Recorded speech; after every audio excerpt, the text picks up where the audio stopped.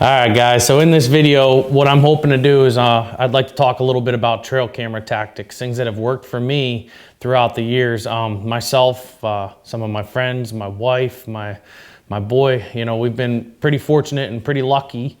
And I believe that a lot of that luck probably is attributed to trail cameras. So what we're gonna do in this video is we're gonna go ahead and run through some of the different tactics that I use throughout the entire season, starting from late July, August, and running all the way through shed season.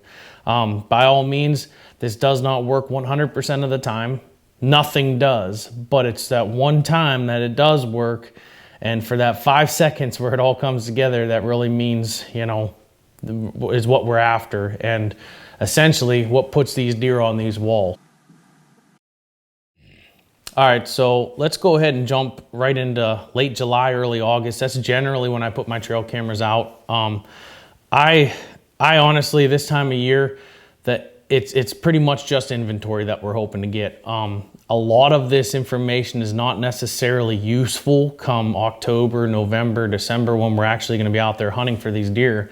But what it does do is it tells us some inventory. Yeah, so everybody loves getting the velvet pictures of bucks and inventorying what deer are there, and they always look a little bit bigger in velvet than they genuinely would without that velvet on their heads. So it's a great time to get excited, a great time to get amped up for the season that's upcoming, and that's basically, that's where I'm putting my cameras out there, intentions of seeing what's out there and getting those velvet pictures, man. Velvet Fest is something that Exodus Trail Cameras does every single year, and it's a hashtag. You can put it on all your social medias. It's really, it's a fun way to kind of show off what you're after, and they do a lot of cool giveaways. I know last year they were giving away a cell phone camera. They were giving away, I think they gave away a bronc box. They gave away, hats, shirts, a lot of big money items actually too. So it's something to look into. Hashtag Velvet Fest. All right, so let's move into late September, into the first 2 weeks of October. I'm gonna try what I'm gonna do through this video is I'm gonna break it up for you in different sections and kind of where I'm putting my cameras in these specific times, and what my tactics are and how it works for me. So we've already gone through Velvet Fest. Once again, it's not a very important time to have cameras out there because you can't really use that information. In my opinion, everybody's different, but in my opinion, that Velvet video and photos and everything is more just to get me amped up, know what's in the area. And like I said, that kind of information isn't necessarily usable come October when it's time to hunt. So late September, moving into the first 2 weeks of October, I really rely heavily on food, and I'm kind of keeping an eye on scrapes as well. If I have enough cameras, I will put them on scrapes. However, the majority of what I'm looking for is food, and that can be anything from in Ohio, I hunt Ohio and Pennsylvania. So in Ohio, I honestly, on my food plots, I'll throw big tine out there for them, and it simply lets me know what deer are in what specific location. If I have a deer showing up at, say, an hour after dark to a half hour after dark, I can somewhat correlate that into the bedding areas that I know, the known bedding, and then I can hunt them accordingly. I'm not necessarily always hunting right over these cameras. That's a very big, point to make, is that, just because you're getting pictures of a specific animal in a specific spot on a trail camera does not mean you need to hunt that animal right there in that specific spot. A lot of times, I'll be 100 or 200 yards from that camera up in closer in the bedding area, because I know if they're showing up a half hour or even right at last light, I need to press it a little bit further in order to actually get a shot on that animal. That's not always the case, but and oftentimes it is. So one of the tactics that I do use very often is right before the season. It might be, say, September 25th or so. Our season generally comes in around October 1st in Ohio or Pennsylvania. So what I like to do is I'll go out there, say September 25th or 23rd, 24th, whatever the weather, permitting tells me which day to go, and wind direction obviously as well. And I'll go out there, I'll check those trail cameras, and then what I'm doing is I'm making a very educated decision on which buck I want to target and which animal I want to go after, or which area I want to hunt, because I know what is going on in that area at that specific time. Generally, I'll wait for some sort of a weather front that moves in before I'm actually going to go in there and hunt them. And that might be the second day, that might be the third day of season. In this last year, it happened to be the first day of the season. I actually, to be honest with you, was not wanting to go in there and hunt because it was warmer and I thought that the deer weren't going to be moving very much. So my wife, being as persistent as she is, said, Dan, we have to get in there and we have to hunt these deer. It's the opening day. I never miss an opening day. And so I said, all right, that's fine. We'll go ahead. There's a buck named Moose. He's been showing up on this food plot very often. I can sneak you into the blind. You get set up in there. I'll watch the back door. Maybe a buck named Shank will come out that back door. It's really close into the bedding area. I didn't want to do it, but I decided if I'm going to go, I'm going to make it worth it, right? Ended up, that buck walked within 35 yards of me, didn't ever see him. My wife ended up killing him that night. All right, guys, it's the opening day of Ohio archery season. It's 85 degrees, and in most cases we wouldn't be hunting today. However, right up probably 50 to 60 yards from us, we've had a buck that's been showing up. I named him Moose because he's got a giant body on him, and Stacy's in the blind over there, hoping, and we're hoping that Moose shows up for her today. And I decided to sneak into this spot that's down a little bit from her, because they actually come from the bedding area sometimes, and they'll come down across his front. So I'm kind of just watching the back door, and I believe Shank is bedding up here also. So, and he is a giant. So, if he decides to come out tonight, then I'll be here waiting for him.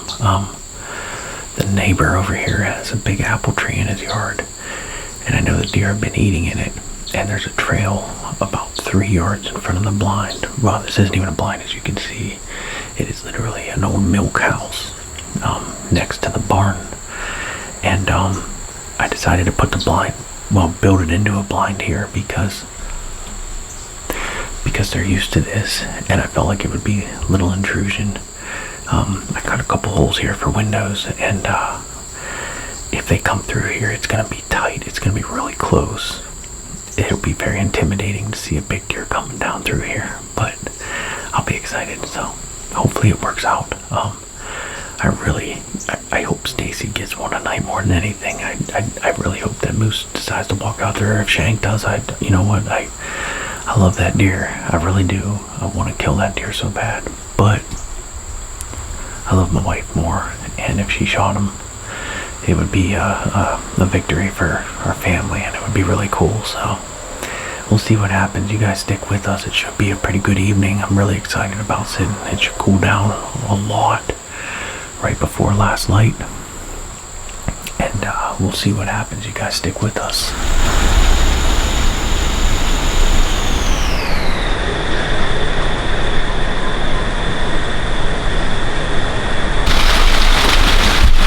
So that thunderstorm is here now, and it's coming down. I'm really happy that we're in these blinds. Stacy's over in one of those redneck ghillie blinds up by the barn, and I'm sitting in an old rundown, I believe that would be called a mouse house. A lot of mice and chipmunks, and hopefully no skunks. It smelled like skunk in here earlier in the year when I came in to clean this thing out, and I'm really hoping that I'm not sharing this place with a skunk, because boy, that would suck. Anyways, this rain's supposed to stop here in about probably a half hour, 45 minutes. It should just be one little spell, and then we'll have like that last prime time hour of light where the wind's gonna die down, temperature's gonna drop down, and I really think that, that with this little bit of weather front might get the deer on their feet moving. So we're gonna stay ready. It's looking like it might shape up to be a good night.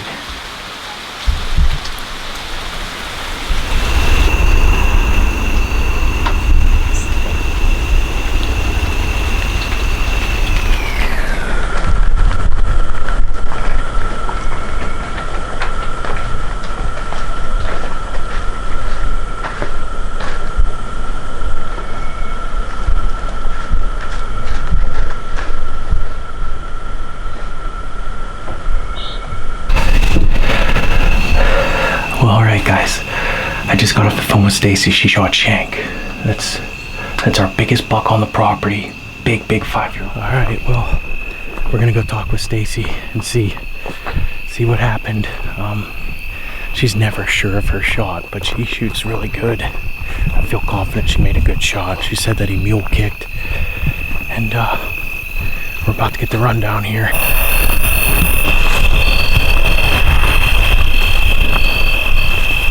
Can you tell us what happened? Dan and I went hunting today, first day of Ohio.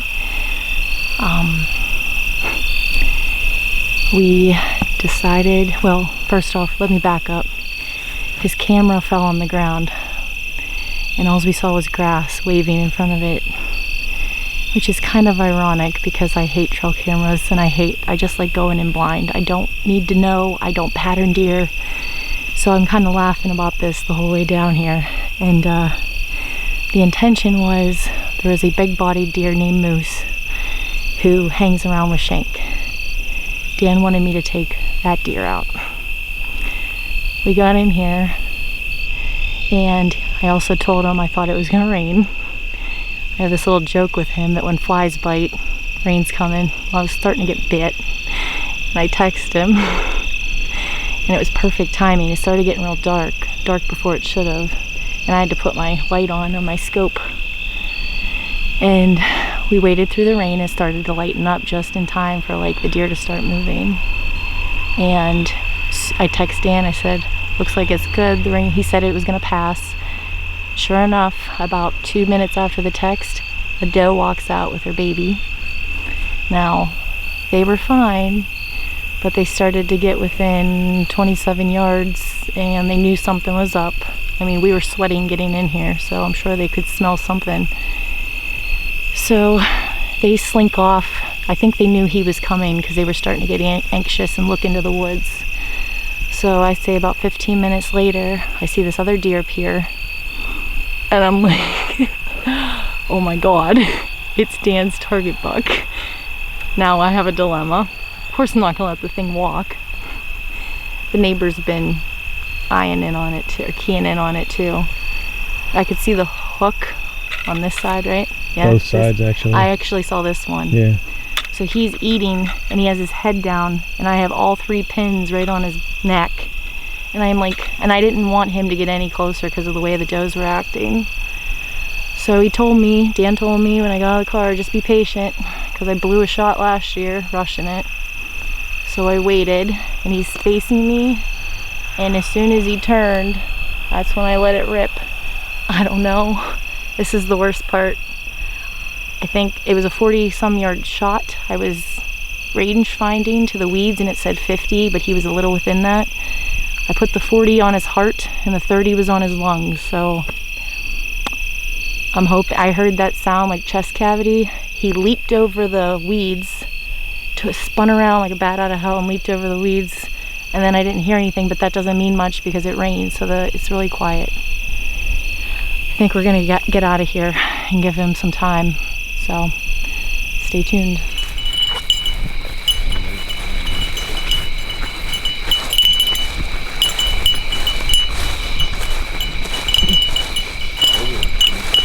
Yeah, go ahead. I'm just trying I to got get that. blood. She's on it. Okay. It's right here, Dan. Good. I'm good. See it? You just stepped on it. Yep, I see, Stace. Okay. It's all over. You got blood? Yep. Come on, Randy. Yeah, it's blood. She's on it. I'm guessing he cut on left. It. There's more right here. Okay. Right? Yeah. Oh, it is a lot. Come on, Randy. Yeah, right here. Nice. A lot of it. He's on it. What the hell? There's a lot. He didn't come past Look me. at this. Sorry, guys. It's a Oh, leash. you're She fine. can just Go pick it ahead. up. Oh my gosh. Yeah. Yep. He did come past me. Huh? You were probably sleeping. Dude, no. Texting me on your phone. He might have cut left then, right here. Right here's blood. Yeah. Right here's blood. Okay, I couldn't see up this far. There's a fence here, huh? Here's Yep. blood. Here's And his blood. bed is right over here to the left. I'm not I think she's on it. think she is too. There's more right here. I wanted to go sleep with him in bed. There's blood.